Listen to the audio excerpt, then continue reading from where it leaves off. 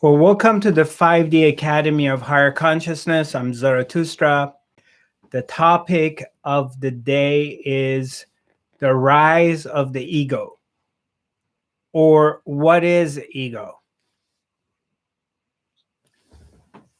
For those of you who are the first time with me and you're watching this broadcast, wherever you are, I'd like to welcome you. Keep in mind, I'm not able to answer questions on YouTube or Instagram. Um, Only I can communicate with you if you join me through our website on the Zoom. If you don't have Zoom application, you can download it. And then you can go on my website, zarathustra.tv, and connect with us, and we'll send you a code. And this way we can see each other and communicate with each other. And, it's very difficult for me to move on from one screen to another screen. We're going to start with a short meditation. And then after that, I will talk about the topic of the day, and everybody gets a chance to ask questions, which I encourage you doing that.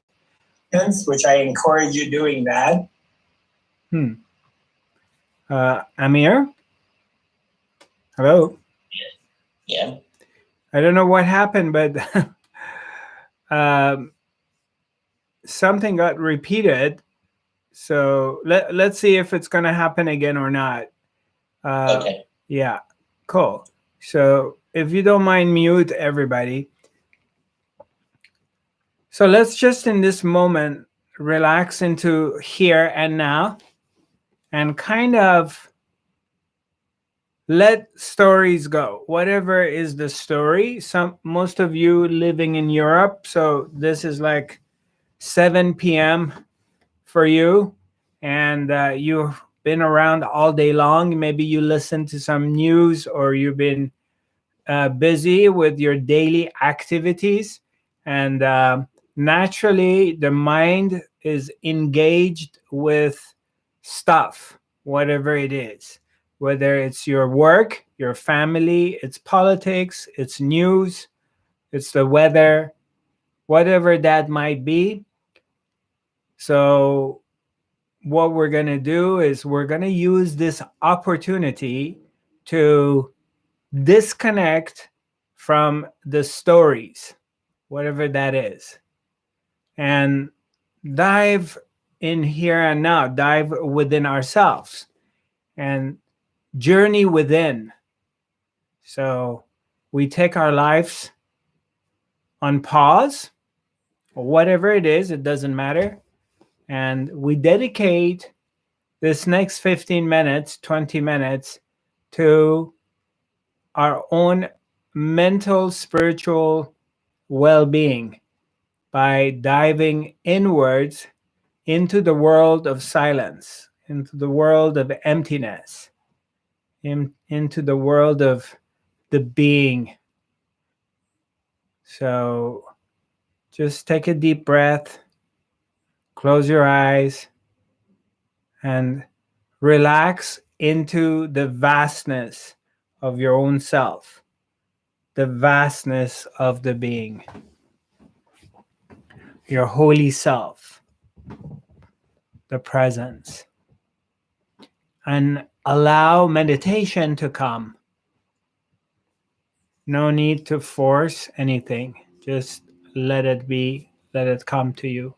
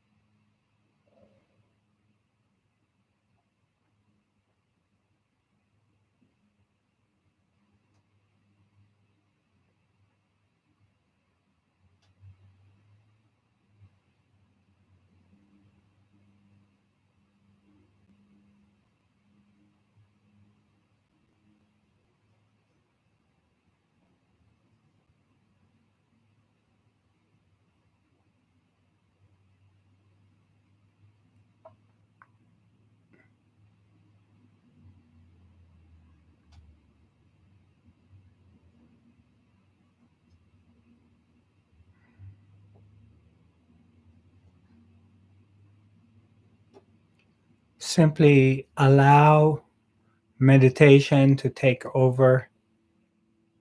Don't force anything.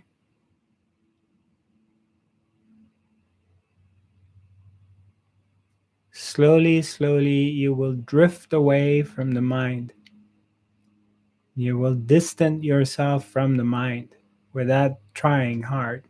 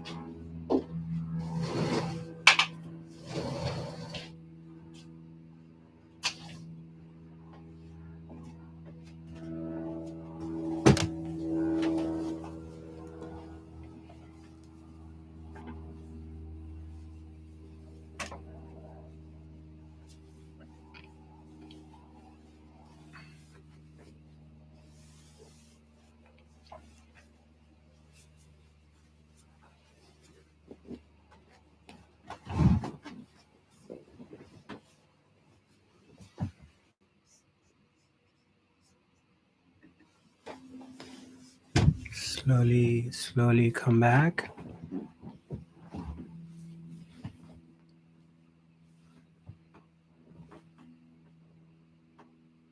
Come back here.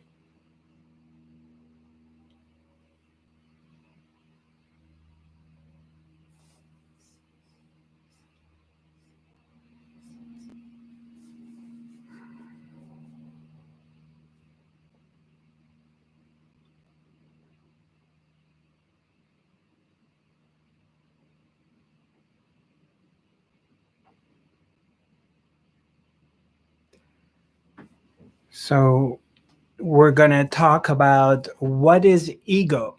And I'm sure you all have heard about it. Ego. You heard about it? Right, ego. And you hear somebody has a big ego, or you hear about this person is ego tripping. And we hear the word ego all the time. So what is it? What is this ego? I mean, it's not anything you can touch, you can smell, you can eat, you can breathe, but it's something that's ingrained in every human being around age 2. Every human being develops their ego, and they're ruled by it unless you come to full awakening, full realization, you end up having your ego. And this ego can get you into a lot of trouble. So, and it creates a lot of suffering. It's a source of desires, source of fears. So, because it creates this illusion that you're almighty, you're powerful, and you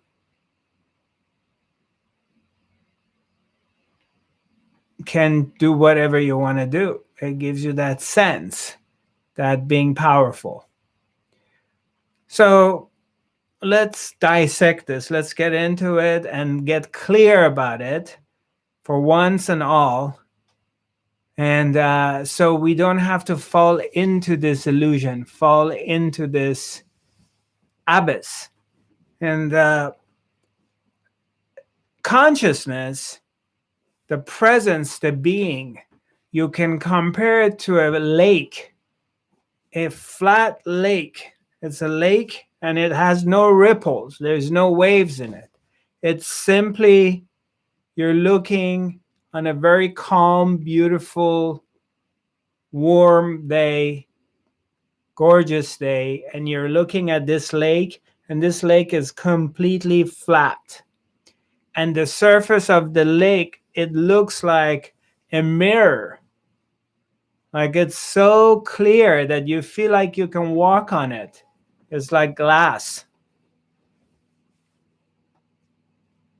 But then what happens is a ripple rises.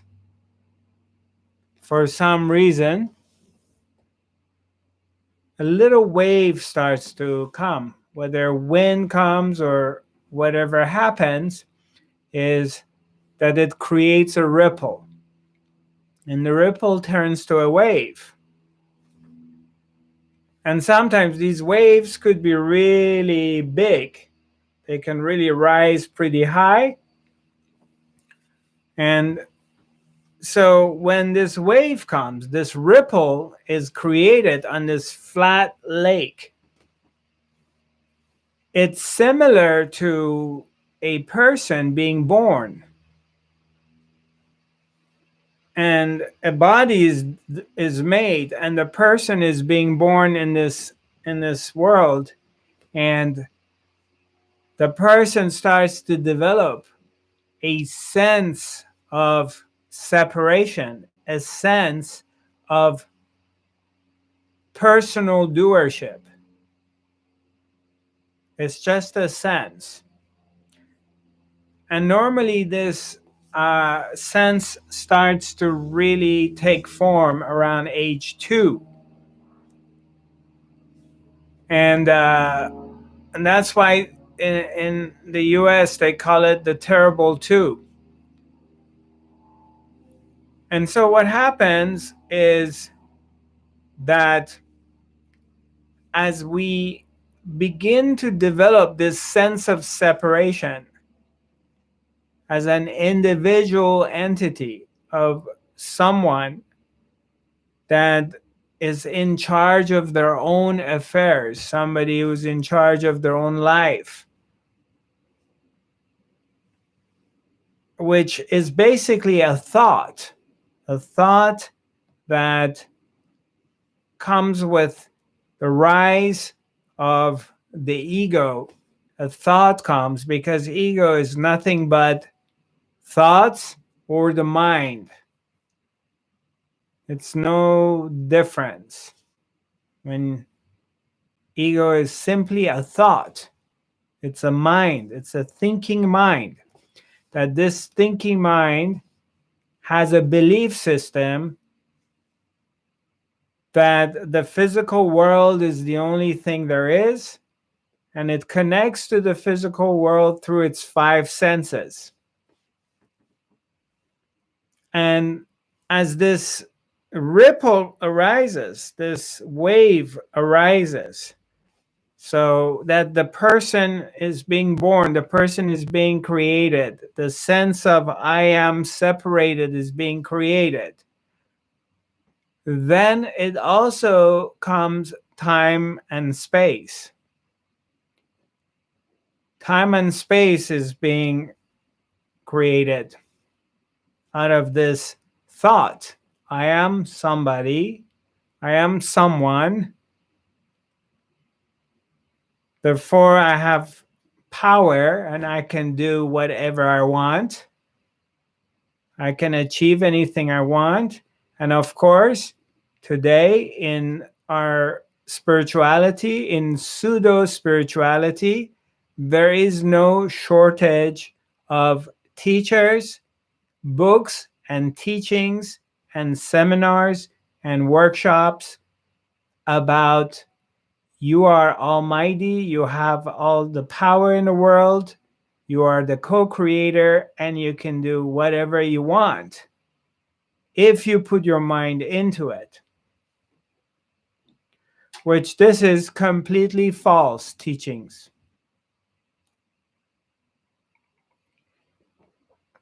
It's completely incorrect. And what it does, it just leads you into suffering. That's all it does. It does not lead you to liberation. It takes you into the bondage. It takes you into the prison. All it does, it adds to more desires and more fears. And naturally, it's going to bring you back into another repeat of this life again, one more time, because those desires are never going to fulfill. It's always going to lead to another desire. But we'll get into that more in details. So we have consciousness compared to a flat lake, pure presence. Some may want to call it emptiness. the Almighty, that which is always here, that which has never been born and it never dies. It's just pure potential, pure being. So it's not moving, it's very still and it's very silent.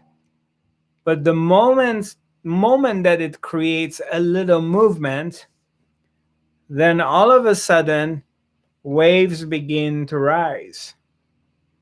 And each wave that rises, it always falls back. And a wave, you can compare it to a human being. As it's rising, you can compare it to as you are growing up. You were born and you start growing up.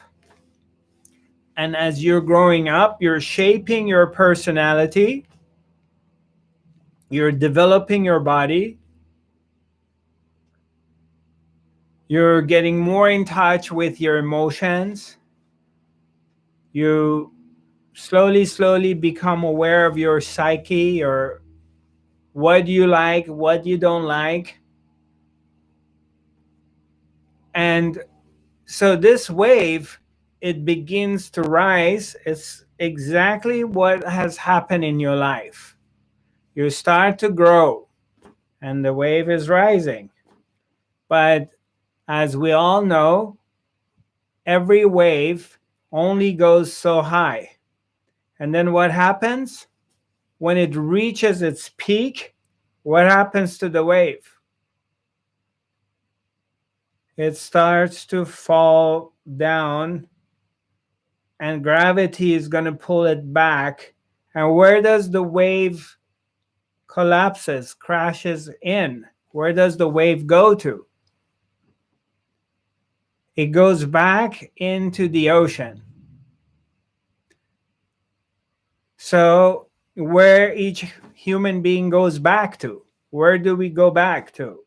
From the time we were born, we keep rising. You reach your peak, and you can just look back at your life. Where was your peak? Where did you peak? Those of you who's a little bit older, it's easier for you to look back and say, I peaked at age 40, I peaked at age 50, my peak was at age 60, or those are who younger. If somebody's 40 years old, 35 years old, you may say, oh, well, my peak was 10 years ago, but you may still be peaking. So it's like the wave is rising. It's going higher and higher. And then it reaches its peak, and then it starts to go down. So what happens at the end of the day is one day Zarathustra will go back into the ground. He will die, and the prana leaves this body. And we call it death. There's no more soul. There's no more life force in here, and the body dies. And they either cremate it or they bury it under the ground, and it's over. And then there's another one being born. Somebody else is being born. As you can see, you can observe what's going on. So all waves go back to the ocean, no matter how powerful they are, how mighty they are, how strong they are, how tall they are. All waves always crash back into the ocean. All you have to do is just go by the ocean and watch the cycle of the waves.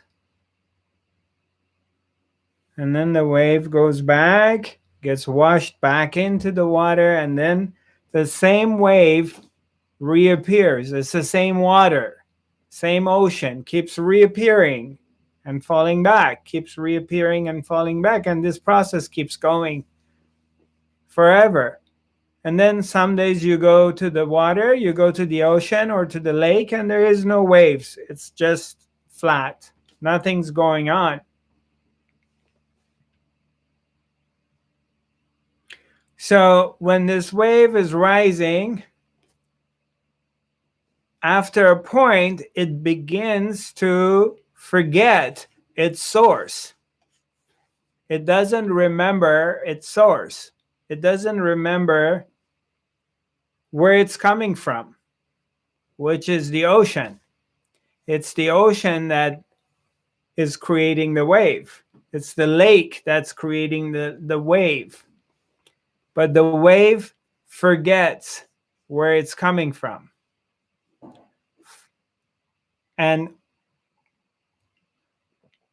falls into this illusion that it is a separate entity, the wave that's rising. It's like a human being being born. As a human, you're starting to develop, they give you a name, they attach a relation to you. Like, okay, your name is Mary Jones. They give you a relationship. You are the daughter of your dad, your mom, or you are someone's sister. You may be somebody's mother. If you're working somewhere, you're somebody's employee or somebody's boss. But in reality, you are you. But you get these relationships attached to you, that you're someone's husband, you're somebody's wife, whatever that is.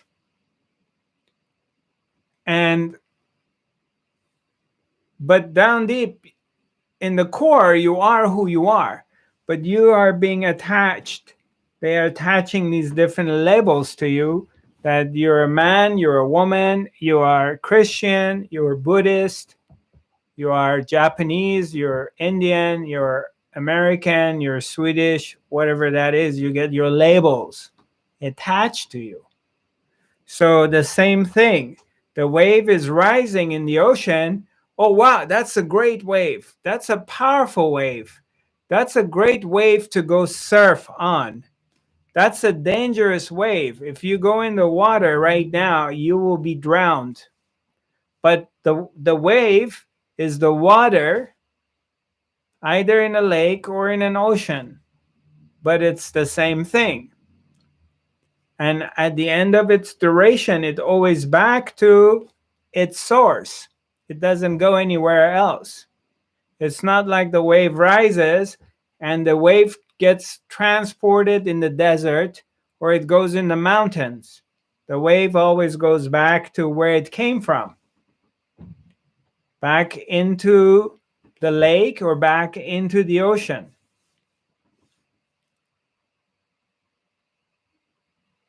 But there's a point that as the wave rises, the wave forgets its source.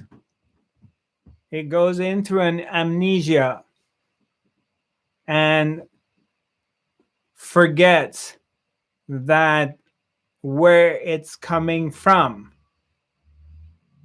And it starts to beat on its chest. Like, look at me, look at me. I am so powerful. I'm so strong. I have the power to manifest. I can create. I'm the master of the universe. And that's the ego.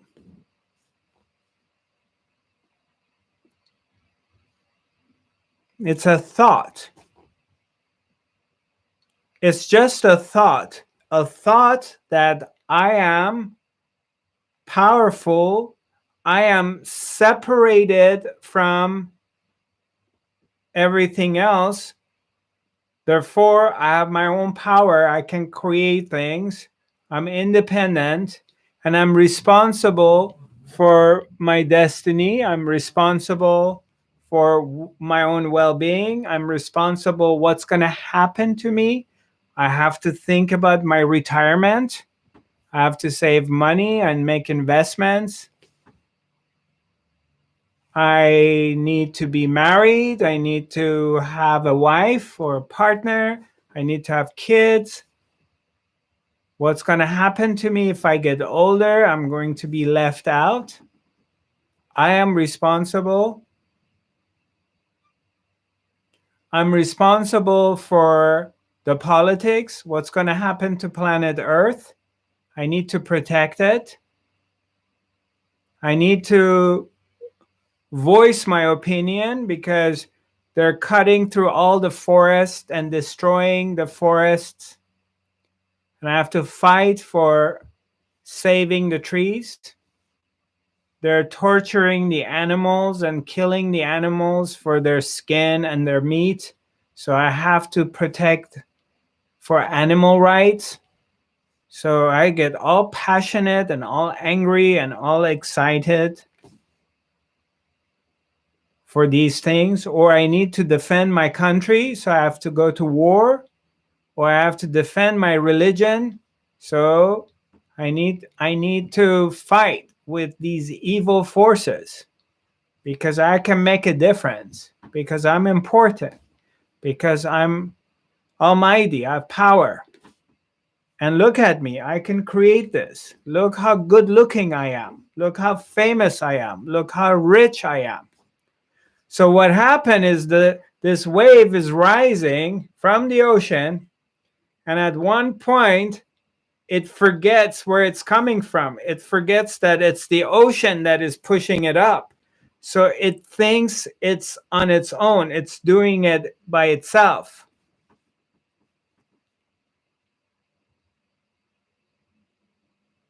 It forgets its source. So that's the birth of the ego. That's what ego is. A thought.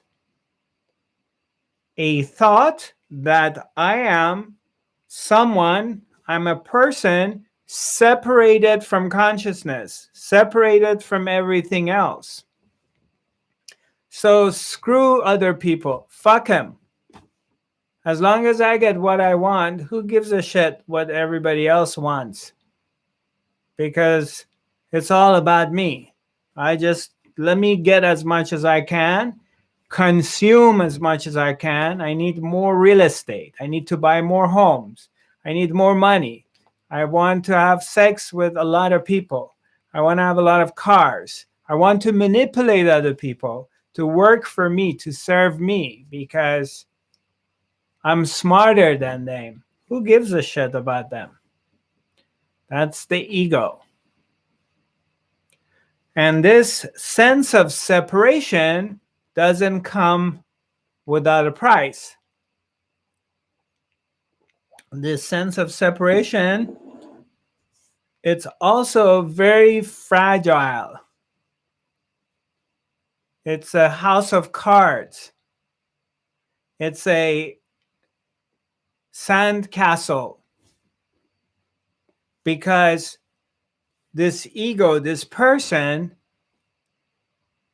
is only happy and it's powerful and mighty as long as things go its way.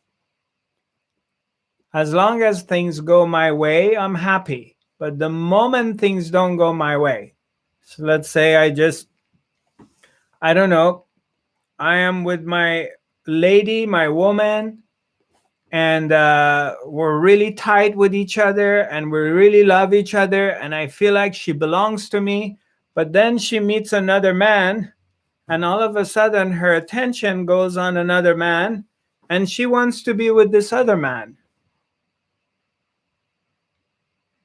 And now I thought she belongs to me and now I'm losing her. So this is not going my way because I want her to only be mine. And I told her I love her very much, unconditionally, but that's a lie. Because I only love her as long as she does what I want her to do, not what she loves to do. So now I'm getting angry, I'm getting jealous, I'm getting possessive, and I need to manipulate the situation for her to come back to me. I'm going to blame her for doing what she's doing. That's only one example. How many times in life things don't go your way? You went and invested in real estate and you lost. You invested in a company. You invested in a friendship, and that friend betrayed you. No matter how much you gave him, you were available for them, or you've been giving things to people and then they're cheating on you or lying to you. Things aren't going your way. So, this ego's existence and happiness and well being is based on how much things go its way. But the moment things don't go your way, then you're miserable. You're angry, you're unhappy, you're depressed. And then, always at the end, Maya comes after you. Kali comes. The Kali comes after you to cut your head. And of course, at the end, all our bodies are going to die. So you cannot escape that, no matter how much you resist it, how much you're afraid of it, how much you're trying to prolong things, postpone things, no matter how much money you have, whether you're a king, you're a prime minister, you're a leader of a country or a cult, or you're an amazing musician, you're an actor, actress, doesn't matter. You're a multimillionaire. At the end of the day, this wave is going to fall back into the ocean. Means you're going to die. What are you going to do about that one? Because you can't escape it. But you don't want to think about it. The ego does not want to think about it. So it will postpone it to another time. Because, death will happen to other people, but it won't happen to me.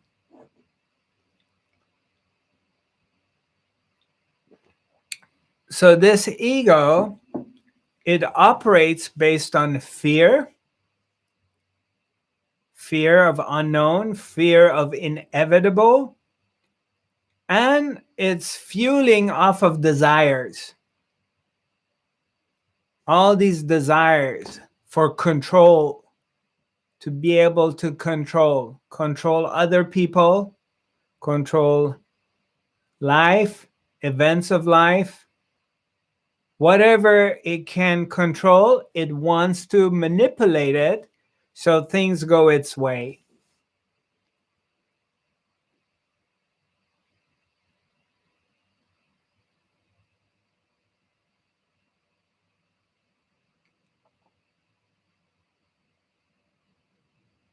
And then comes to a moment that for those of us, I speak for myself, that I was lucky, and we are lucky that we're here, that we have been invited to the path of self-realization.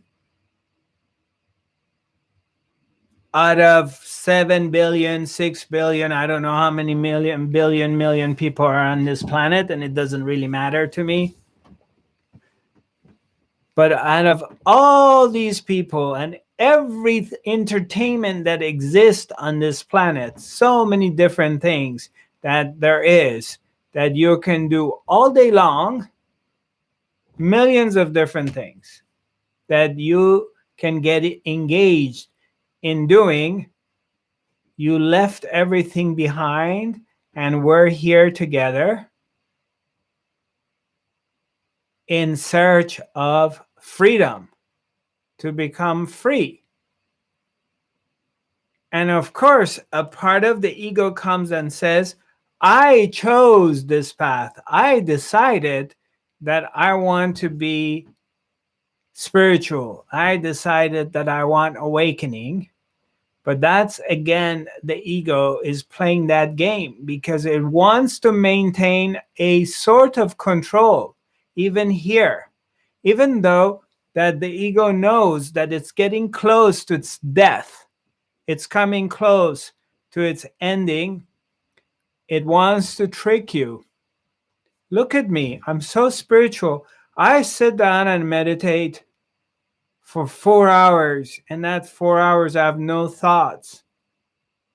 I've been sitting with Zarathustra. I've been sitting with Eckhart Tolle. I've been sitting with Moji. I've went and saw Ramesh Balsekar. I've saw Papaji. I saw Muktananda. I saw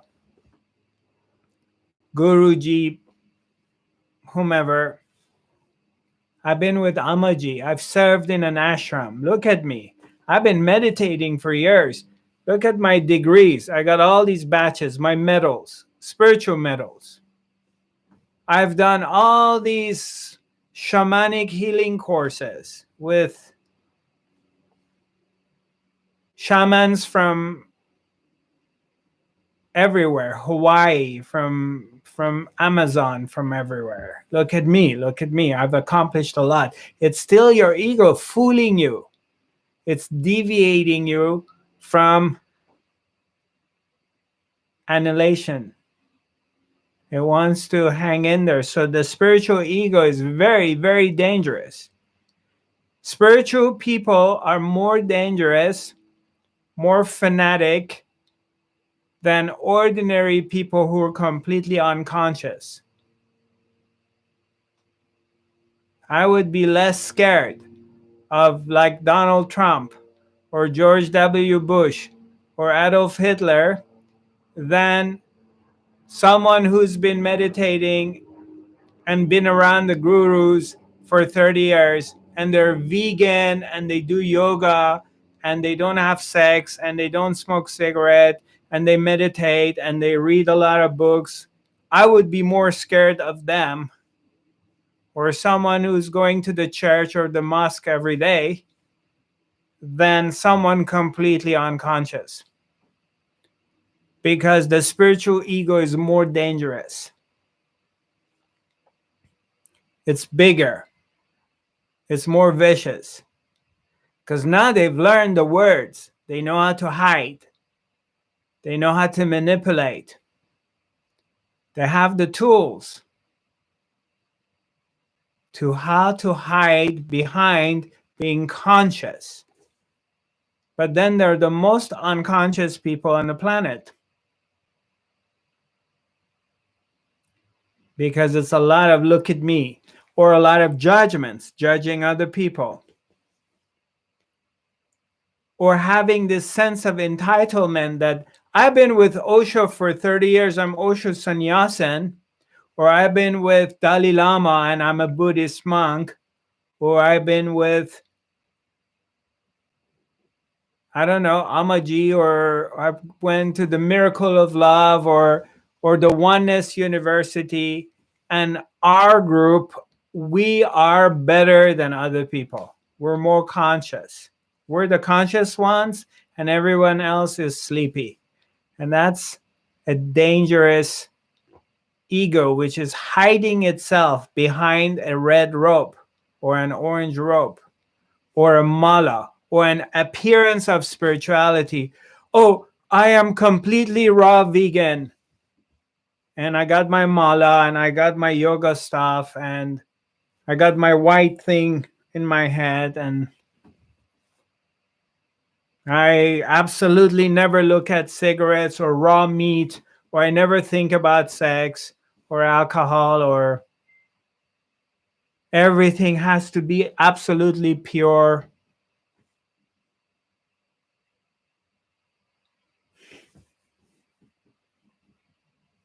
You have to be careful not fall into that trap. You cannot allow your ego, which is a thought. It's a thought of being separated. It's a thought only. Everything you think of yourself as a person independent, capable of doing something of your own, it's only a thought. It's not true. Because because it's a wave that's forgets where it comes from. So how does the wave rises? What's pushing the wave up? So now that you're on the top, you forget about the bottom. How did you get to this point? What created you? What gave you this power? You forgot about that. What were you before you became a wave? Where were you? You're powerful. You've done all these courses about manifesting and directing your mind on things and being the creator and blah, blah, blah. But where were you 100 years ago? And where are you going to be 100 years from now on? How come you don't talk about these things? All you're concerned about and you talk about to me is look at me, look at me. Look at me, how mighty I am, how great I am, how beautiful I am, how powerful I am.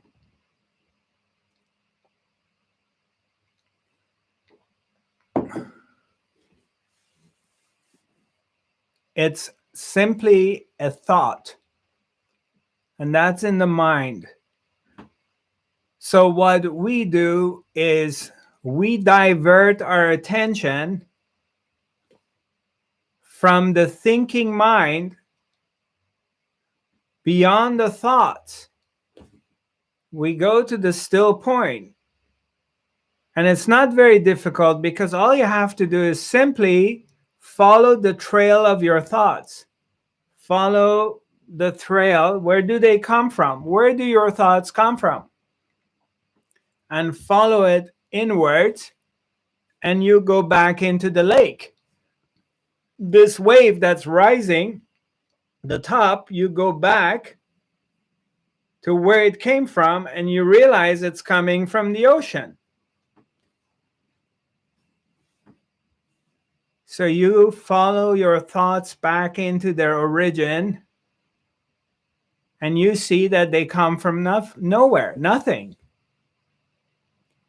And as you do that, and you find out that your identity as a separate person is non-existent because you are the source. You are who you're looking for. You are that which has always been here.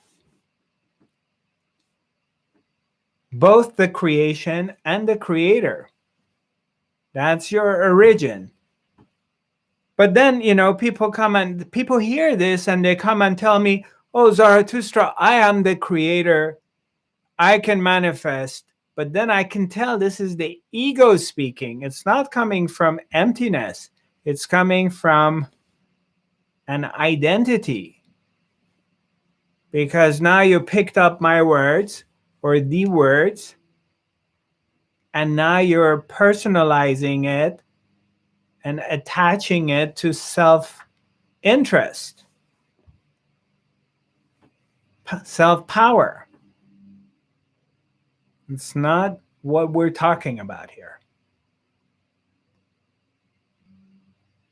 So the deeper you go inwards, the more you divert, you change your view, you change your vision from looking outside, you turn it and you start looking inwards, inside. And you come to this point that is totally still. And you come and touch and recognize that which is always here. That is the very source of everything. And it's actually not coming and not going. Everything is happening within that. All these motions of waves rising and falling down are happening within the body of consciousness. So nothing really happens. Nothing has ever happened. And nothing is ever going to happen, except it appears to be. It's an appearance. And I'm going to make it simple. You are at the ocean the days that, or you're at the lake the days that everything is really stormy and you see all these movements, all these waves. And the next day you go back to the same ocean and it's flat, it's clear, nothing, it's beautiful, it's warm. You can see underneath the ocean. You can see the fish, you can see the corals, everything. And then you think about the day before, which was so stormy. And where did all these waves, all these upheaval in the ocean went to? Where is it? It doesn't matter how bad the ocean was the day before. Today, it's absolutely flat. Where is everything else then? Where are all those waves? I thought they were very important. I thought they were like life-changing. But where are they now? So everything goes back to point zero. As you're sitting in front of this beautiful flat ocean, crystal clear blue water, it doesn't matter what happened the day before or last week. It's non-existing. Those waves, they're not here. All you see is the ocean is absolutely flat. So what happened to all that other stuff? Did it ever happen?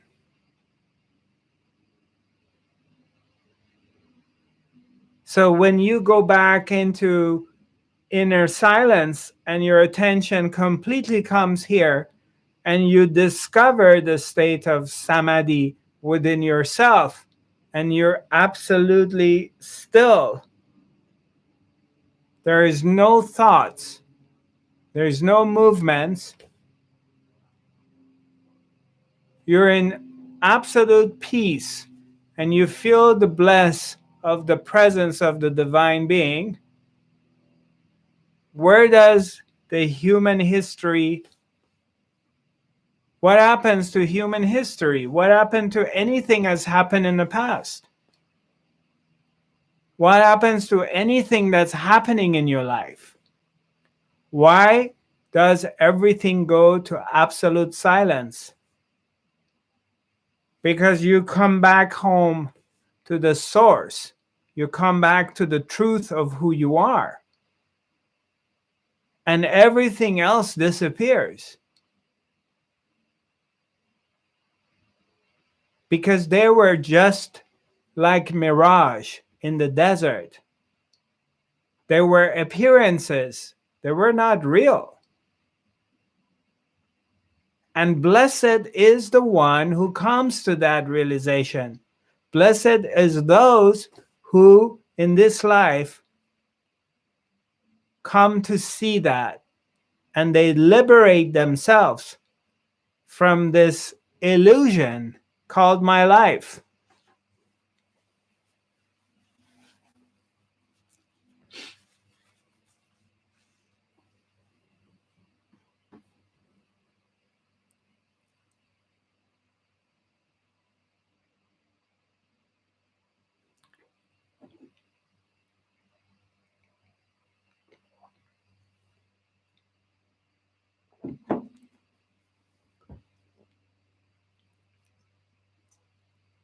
Does it make sense? Anybody has any questions? Hi, Agata. Nice seeing you. Welcome to the Academy. Hi, Mona. Thank you. Welcome to the Academy, Mona.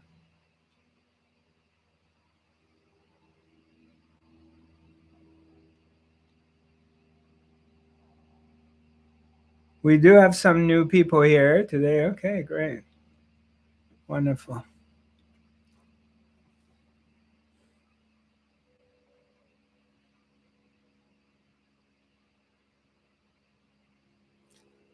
Hi, Karen. Hello. Yeah, but how about if you see this all illusion, but still you're engaged, right? Okay. Yeah, we're all having our individual personal lives that we're living. And you're going to have to live your life based on whatever is your destiny. You cannot not live your life, whatever is happening, because each person's life based on is a series of relationships. Your life is non-existing outside of relationships. Everything is related to something else. So you have to live your life based on that.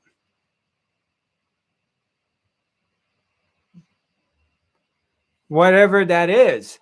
So what happens is you acquire the awareness. Your awareness starts to expand. You start to becoming more awake. You come to this understanding. This understanding does not mean that you all of a sudden acquire a power to manipulate things. People think that this understanding will give them a power to manipulate things. On the contrary, the more I dive into this understanding, the less I try to manipulate anything, the more I surrender to what is. You surrender to the reality of what is. And if there are moments that it requires effort, okay? If you need to put effort and it requires effort, then you put effort into whatever that is. For example, just because I've come to this understanding, it doesn't mean that if I want to go to Europe, back in the day before pandemic, when I was coming to Europe 3 times a year, and you're having a tour, you have 2 months tour, I'm going to go to like 6 countries, 5 countries. We would spend 2 months here, 3 months here, preparation for the tour. So there was a lot of work.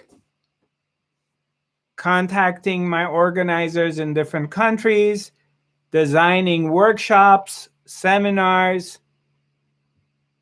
renting Airbnb, hotel rooms, buying flight tickets. All of it requires a lot of work, a lot of action. So, but to me, it's the appearance of it. It appears that I'm putting a lot of effort into making something happen. It appears to be, but at no point I'm under the illusion that I'm doing it, even though my body and my mind is very engaged into doing it. It's very clear that something else is doing it, but it appears that I am doing it. It appears that my mind, my body, my emotions are engaged in that work. But the awareness, the observer, is watching Zarathustra being engaged, stressing out. Oh, we made a mistake. We sent the wrong flyer. Oh, wow, we screwed up. We booked the wrong flight. Now I have to fix it. There's a lot of involvement, engagements happening, but it appears that way. It looks like it, but you're free from it inside. because you're not attached. You're only going through the motions. You do what you have to do because that's a requirement of life in the moment. Like something happens to your son, God forbid, he breaks his arm or whatever, and you have to go to Denmark. I don't know where he is now, but it's an assumption. And you need to go and spend 3 months or 2 months with your son, and you have to drop everything else in your life. You're not going to say, oh, I'm not the doer. And Zarathustra said, I'm not doing anything, and I'm going to stay home, and I'm not going to do anything. Because you get these urges of being a mom, comes with all these stress or worry, and you feel very strongly that you have to go to Denmark and take care of your son. And you will do what you have to do. Because you cannot not do it.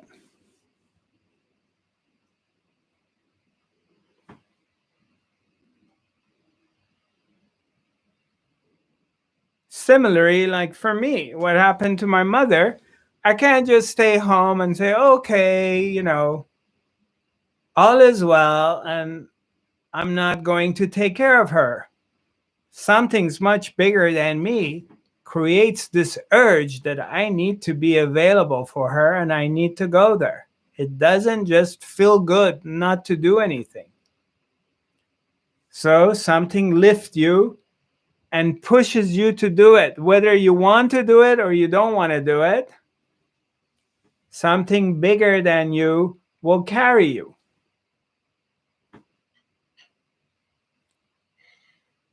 But it's different if you are identified with the doing or you're free from the doing. That's a big difference. That's the difference between freedom and being a slave.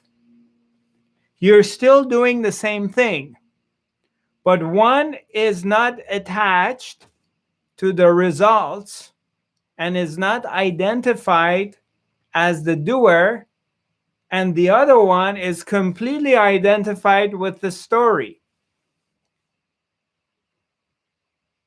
So one is free from whatever happens. It's neither is going through fear, no desire. The other one is going through fear and desire. And fear and desire both gonna create suffering. Because you want things to go your way, or you're afraid of a possibility of something that doesn't go your way. Both create suffering.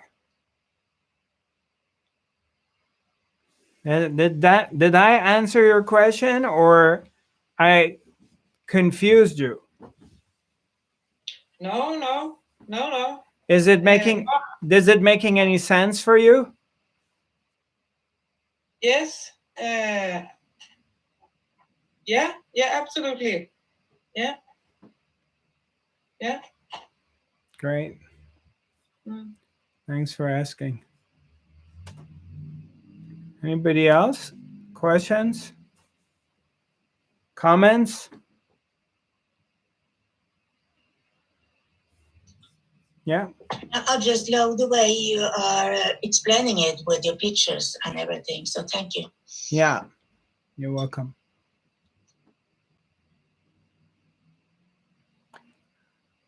It takes time it depends where we're at in our spiritual growth.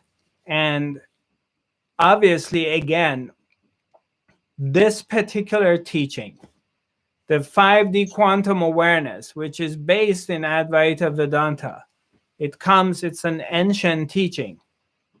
This awareness coming to this place of being completely still inside and being silent and be the observer of what is going on, the observer of your thoughts, the observer of your emotions, and the observer of your body, the meat. This is meat. made out of different elements. It's not even solid. And you get to see these three things. And then you get to observe the world outside. And the world is always up and down and everything. And what's around you with your relationships. That is also alive, and it's got a pulse, and it comes together and falls apart. Always, no matter who it is, no matter what situation you're in. Everything is constantly being changing. Everything. Yet, all of this thing that is changing within and without is being observed and noticed and noted by something inside you that doesn't change. Something here does not change, which is aware of changes. This path, this teaching,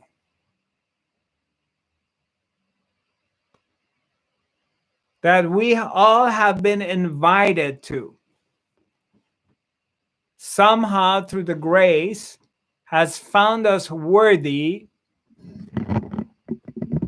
to be invited on this path. Excuse me, just one moment, I want to make sure. We didn't come to it on our own accord. You didn't decide you want to become, or you want to come on this path of self-realization. It wasn't a choice I made or you made. We have been invited and selected. Somehow, and I'm not saying this that we start ego tripping and then you go and tell yourself, oh, I'm special, I've been selected.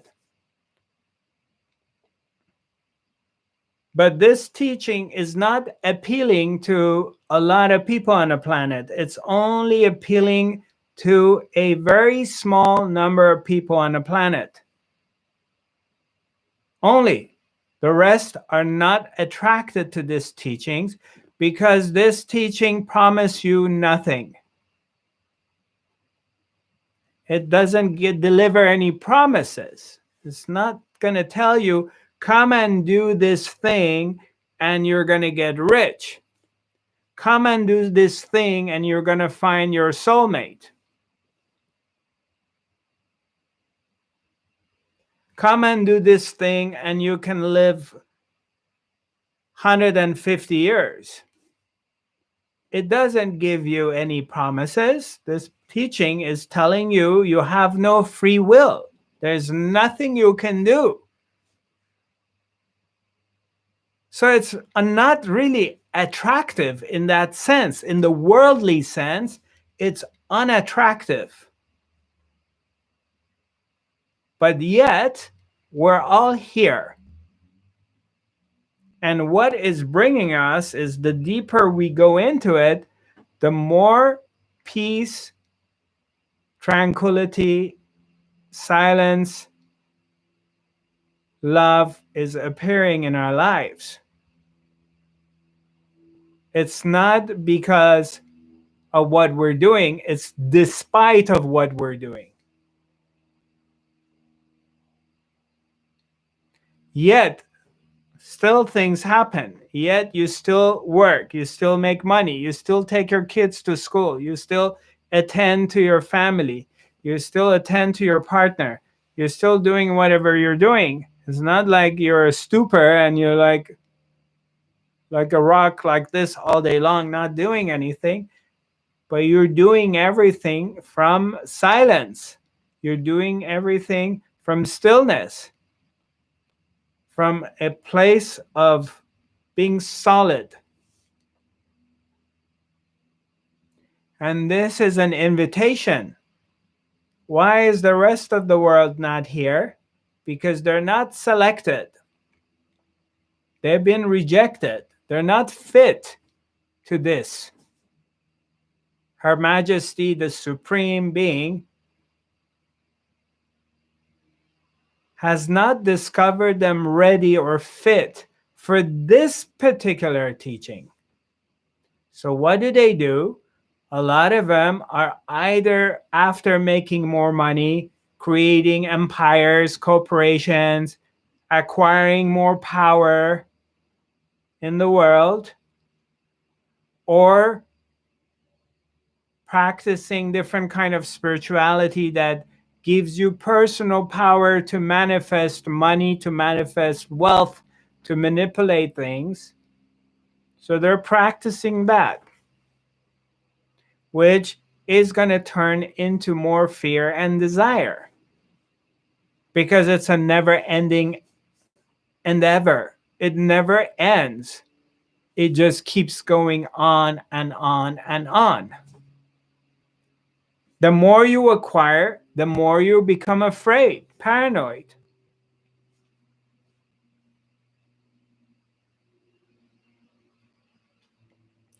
As a normal person, I don't have to worry about being kidnapped, or my mother get kidnapped, or my brother get kidnapped. But if I'm worth $30 billion and I'm like equivalent to Bill Gates, then I'm constantly worrying about being kidnapped, my family being kidnapped, my kids being, I don't have kids, but if I had kids.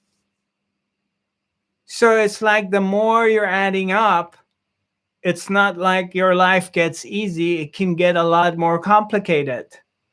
Yes, it's nice to have a lot of money or have enough money to do whatever you want to do. I don't deny it.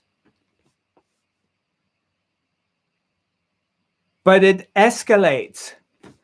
The more in the world you're acquiring, the more it requires maintenance to hold on to it. The higher you get on the ladder of food chain, the more dangerous it gets. The more powerful you become, whether you're a leader of a country or you're a leader of your party or a spiritual leader, whatever you are, the more vulnerable you are, the more you have to fight to stay at power.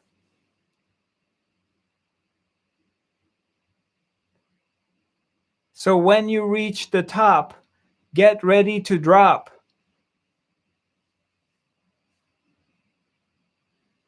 Prepare yourself for the fall. It's not very far. It's almost predictable.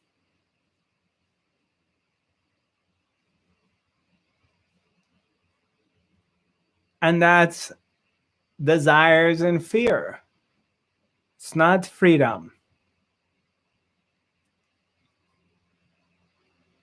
Because there's a mind, there's thoughts, there are the desires, and they backfire and they create ripples.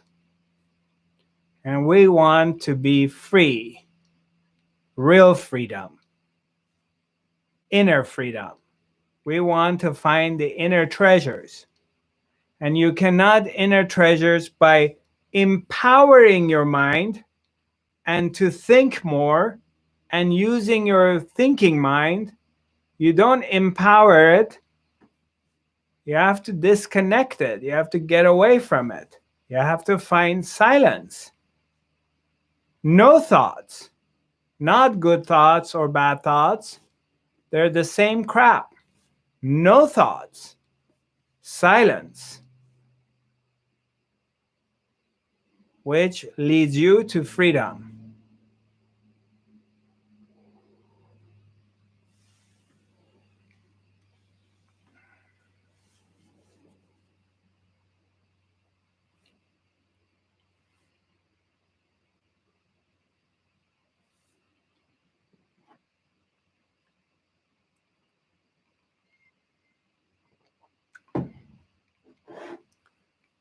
Any questions? Somebody, Hilde. Hi, Hilde Hogan. Do you want to unmute yourself?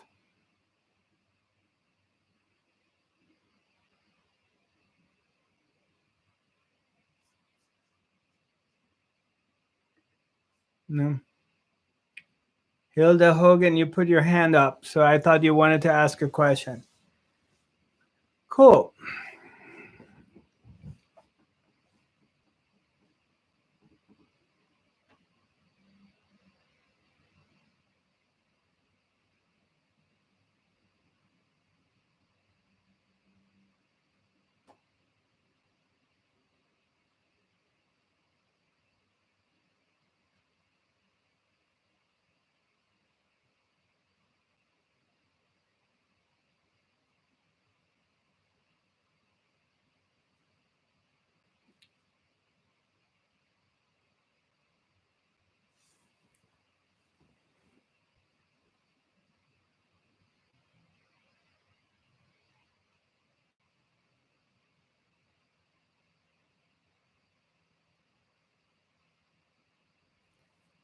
Hi, Shadi Sarafian. How you doing?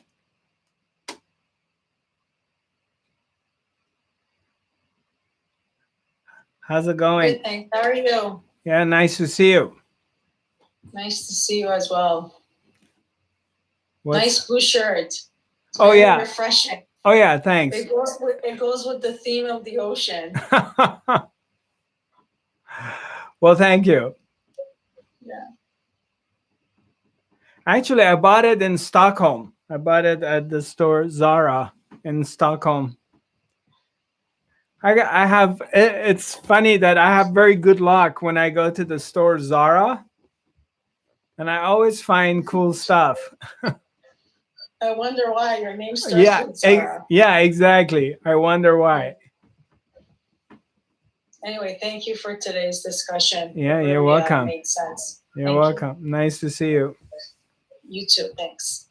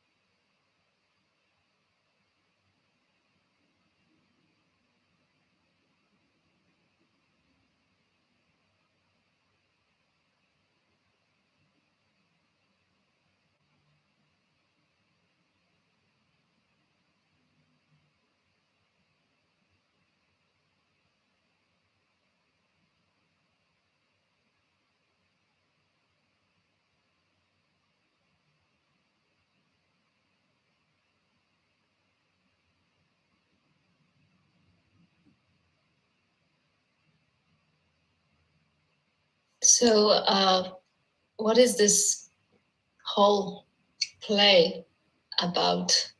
Is the divine experiencing itself?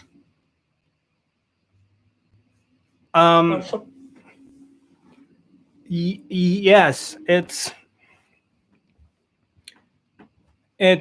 the consciousness wants to get to know itself because it's in original state. It's just there's nothing. It simply is. So quite often people talk about, I want to reach fifth dimension. I would like for my consciousness to reach fifth dimension. And people don't realize that we talk about, I want to become one with God. I want oneness.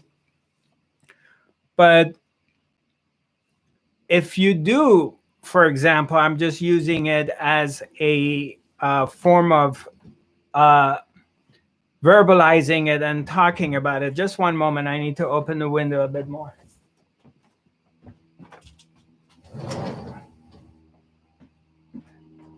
The weather is good today and a lot of planes are flying over our house. There's a small airport nearby, so it's busy. There is consciousness, there is the vastness, that the oneness, but there is no such a thing as a one, because the one doesn't exist. We talk about, I want to become one with God, with that, but the one doesn't know it's one unless it compares itself to two. Because it's like zero, there is no one. From zero, you go to two. There is no one in between. Because that one is simply has no awareness of comparing itself to anything, because there is nothing to compare yourself to. So in original state of consciousness, in the original state of God, of the being, of the spirit, there is no self-awareness. It simply is.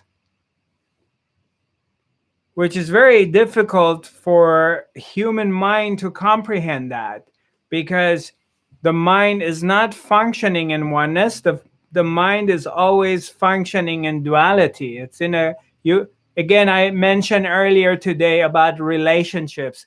Everything is related to something. So, and that's how we comprehend things, because we can't comprehend things at the 0 point. We have to relate things to things to understand it. So for us, it's very, very difficult to understand it with our thinking mind. The heart understands it. So consciousness at its rest, it simply is.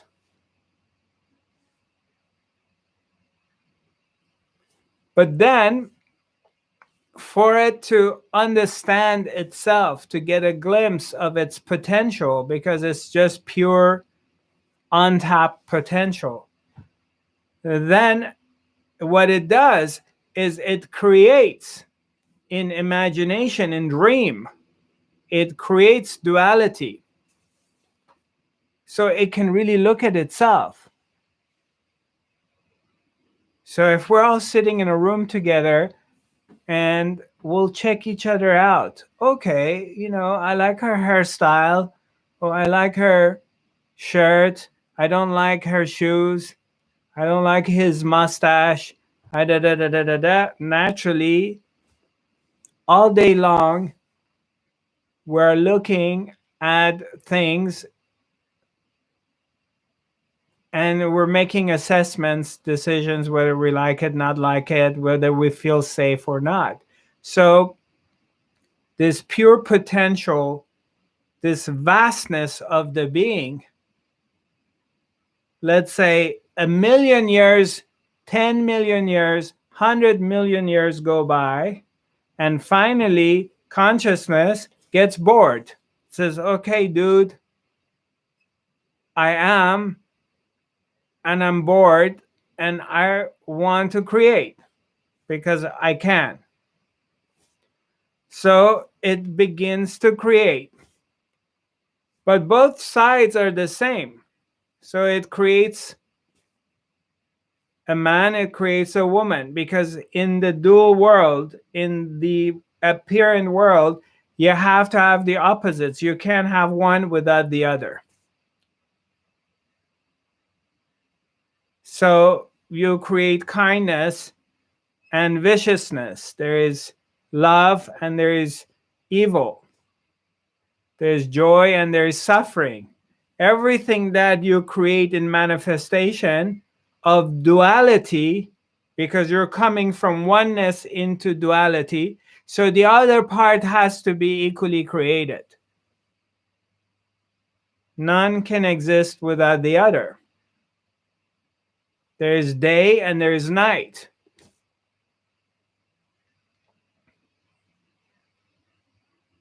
So it starts to create.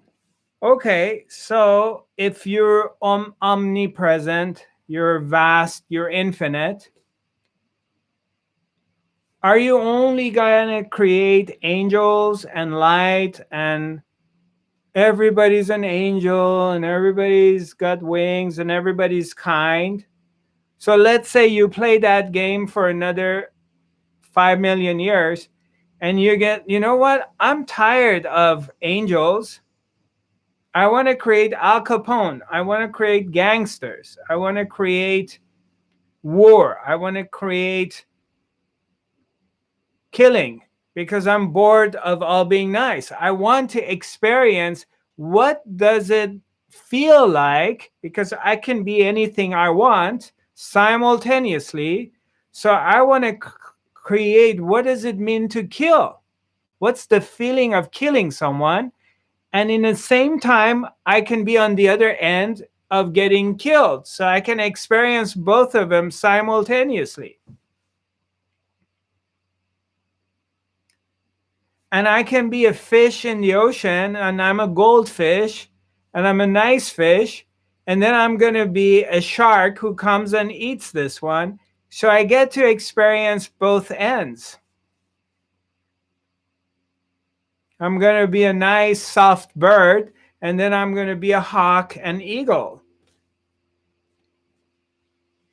I want to experience everything. I want to be born as Albert Einstein or Beethoven, as a genius, and I'm going to be born as a child who's paralyzed or blind.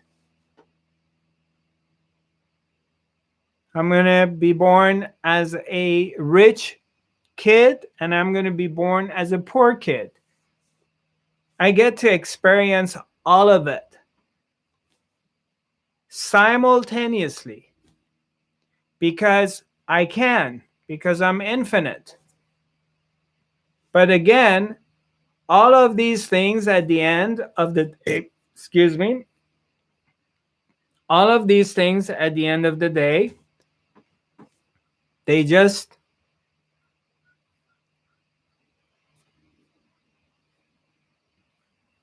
put everything, it's like nothing is happening. Nothing has ever happened.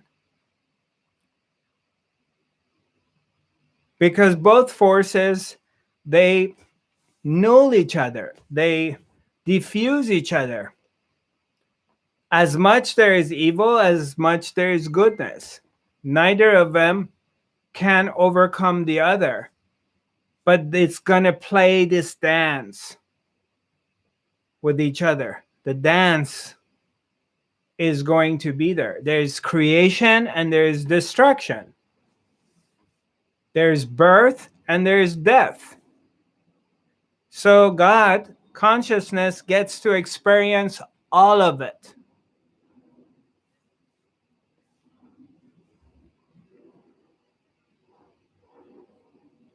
And naturally, since consciousness has created ignorance and unconscious people, it has to create the guru, the master, to balance it. So there's the seekers being created, and then the teacher has to be created too.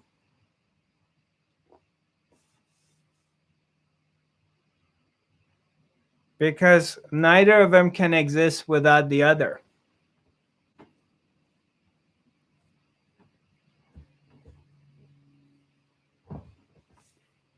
In this ever-going dream. So that's why they call it samsara, or I refer to it as the dream, the relative reality. It's a relative reality life. Relatively, it appears to be real. But in comparison to that which doesn't change, it's not real. That which is never coming and going. Then for a small group of spiritual seekers who are ready, they begin to recognize through their teacher, through their guru, or maybe through an event, maybe it's an accident or something, or an awakening happens. But most of the time it happens through the teacher, but it can happen through anything. You can be in a process of giving birth, you can be in a car accident, or you can have an awakening in any form, and all of a sudden you have the realization. But most of the time, most of us need the guidance of the other guru. The guru which is outside is teaching us until we find the inner guru, is pointing out, the guru is pointing out to this place within, which is still, and the guru is pointing out to discovering that which doesn't change. So you or anyone cannot understand the world that's changing until you understand that which doesn't change. When you start to touch that which doesn't change, then you start to realize that is the only thing which is real, and everything else that's changing is not real. So then you start to be liberated and be freed from the illusion, the samsara, the dream. You start to wake up out of the dream that none of it is real, even though relatively it appears to be real. It looks like it's real, it feels like it's real, it touches that it's real, but it's not real. Why? Because it's changing all the time. It cannot stay the same. Therefore, it cannot be real. And that's a very good subject. I hope, Hilde, you remind me, I can get into that one of these days.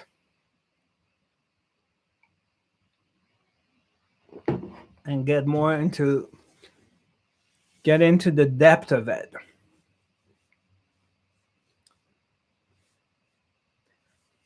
Did I answer your question, Agatha? Or at least close to? Yeah. Yeah, and I have more questions. Go ahead. Go ahead. We have another 10 minutes here. Go ahead. You can ask questions. Okay, so when I realize and I touch this point of this non-changing reality of the observer, and then I'm still in this life, doing my things, doing my obligations, fulfilling my job and things. And I get bored, nothing excites me. It's like, okay, I need to do that because I feel that urge, whatever that is. But it's like, and is that all? I'm bored. I understand what you're saying. Yeah, you can be bored. There are moments that you can doubt everything. I have gone through that. Actually, 2 months ago, I was thinking, why am I teaching? And I was thinking about shutting down the academy. It was like, it's not happening anymore. Why am I trying to enlighten anyone? Because there is no one, and it's only myself. So what's the point of all these jumping jacks? And I started to get very bored.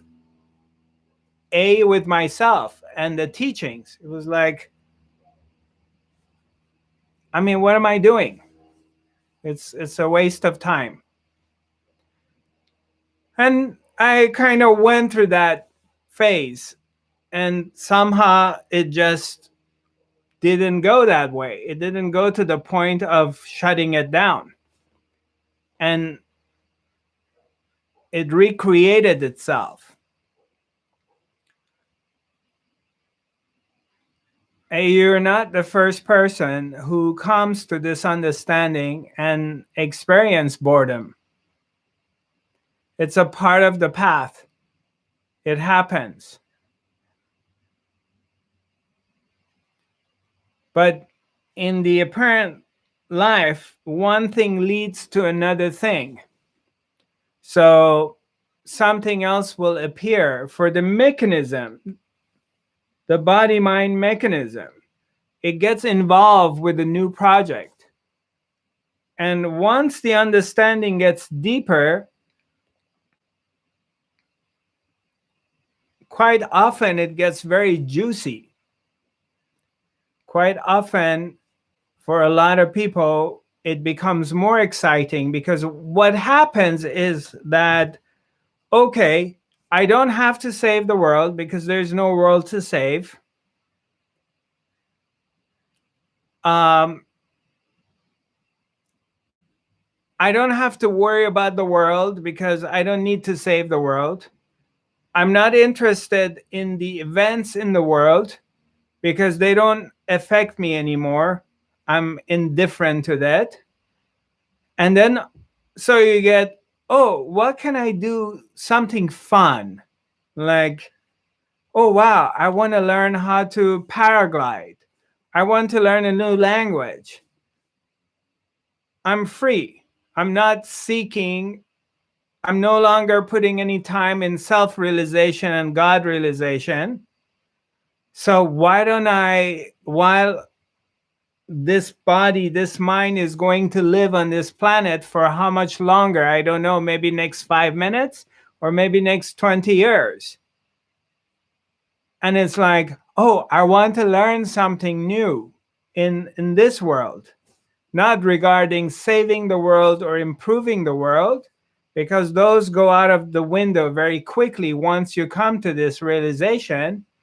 Is like, oh, why don't I do this? Or why don't I go live in Peru for a while? Or why don't I da da da da? Or why don't I become a teacher? Or whatever that is.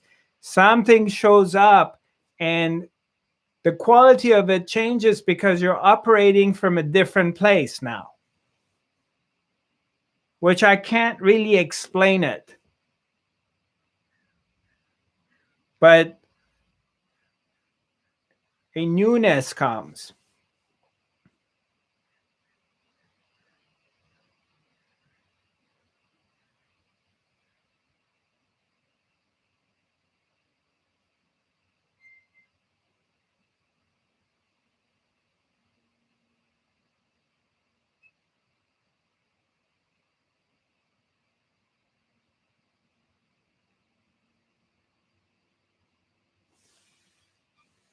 Okay. Great. Well, it's nice to see everybody. We're almost at 12 o'clock.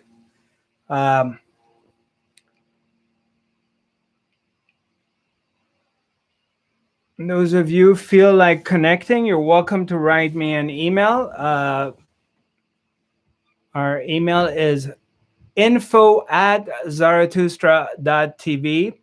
My social media pages is Zarathustra 5D. This broadcast and my website is zarathustra.tv. I got a little bit of, well, maybe it's premature to say it, so I'm going to say it later on to you. Well, we'll wait till next week when I have it ready for you. This broadcast is recorded. For those of you who are on our system and we have your email, we're going to send you a copy of it. Also, we chop down this broadcast into 10-minute increments minus the meditation, and we put it on YouTube. We are recording on YouTube right now, so you have access to the full recording. And then we're going to put this on Facebook. And right now I'm doing YouTube and Instagram Live. So it's available on these channels. Also, we're creating the podcast, which is minus the meditation for those of you who prefer podcast. If you have any comments, please write them to me. I'm not always It sometimes takes me a while to get back with you, but be patient with me. Let me check. There's a couple of messages here. Okay, thank you so much. I'm grateful I can feel and hear. Okay, you're welcome. Manuela, you're welcome. Other than that, I don't have any upcoming events. I don't know when I would offer something. At this time, I don't have any energy or desire for offering any events or workshops, but it can change. Somehow, it's not happening at this point. So this is as much as I have the energy to do. I'm also really not taking any students for life training program. Um, Again, I don't have any energy for teaching on a one-on-one basis. But you're welcome to communicate with me, and I'll be happy to hear from you. Well, hopefully, we're going to meet. I'm planning on having the academy next Wednesday, God willing, if everything is fine and the world is still here and I'm still here. Really appreciate your presence. And before we end it, I would like you to just for one moment disconnect again from the world and your life story and everything, and simply sink back to this place. Just come to this, to your heart, to the presence here.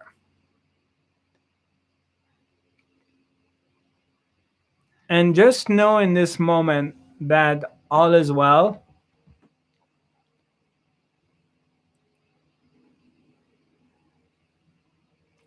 Her Majesty, the Supreme Being, is in charge.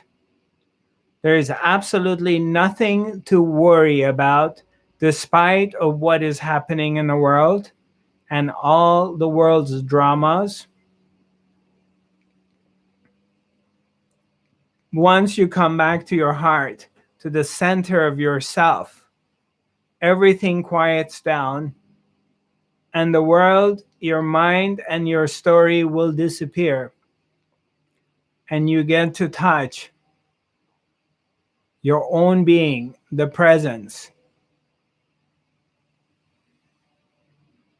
your majestic being. Because consciousness, God, the Spirit, resides within your own heart. And only within your own heart is where you can find the kingdom of heaven. It's all here. It all originates from love, and it all comes back to love. And you carry that.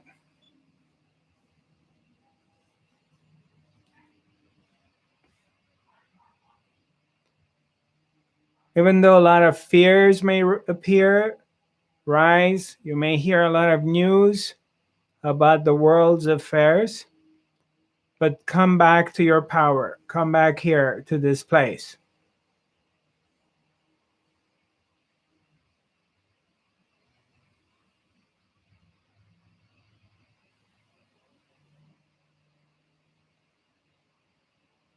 What you possess within your own heart, nobody can give you or take it away from you. It's always here. And it goes beyond the physical world and the five senses. Love is your true nature. Love is your birthmark. We all come from the land of love, and we all carry the power of love in our hearts. All we have to do is stop,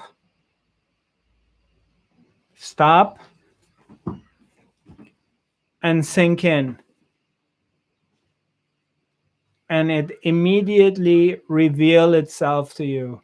It shows itself to you. without any efforts.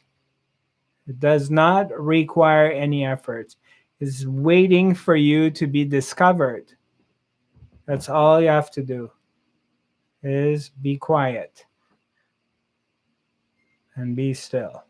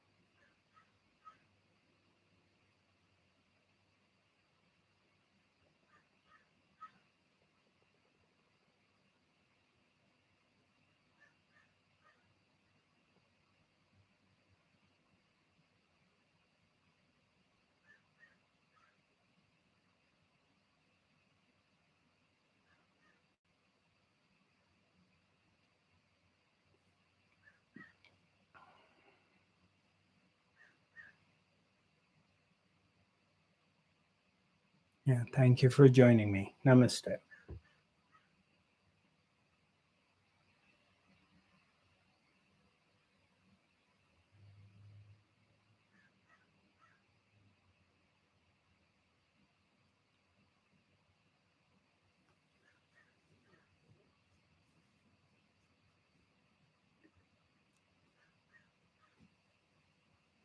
Re-